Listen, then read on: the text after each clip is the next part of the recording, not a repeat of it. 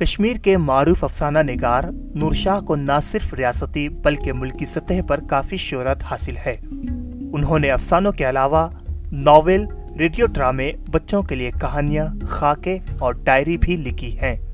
जनवरी 1960 में उनका पहला अफसाना गुलाब का फूल एक मकबूल तरीन जरीदे में शाये हुआ था। अदबी दुनिया की इस हमाजह शख्सियत को उर्दू जबान और अदब की खिदमात के लिए रियासती और मुल्की सतह पर कई अवार्ड से नवाजा गया है। उनमें Nagina international golden jubilee award 2018 भी शामिल है।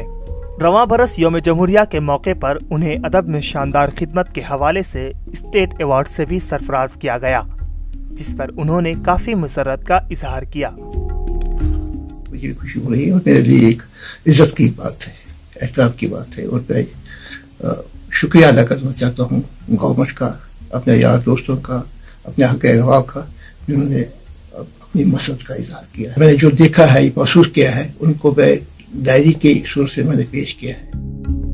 अफसाना निगारी के साथ साथ ये एक बाकमाल खाकान निगार भी हैं।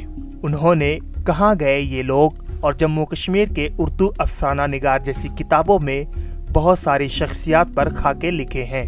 नूर शाह की 20 किताबें मंजर आम पर आई हैं, जिनमें 5 नॉवेल भी शामिल हैं।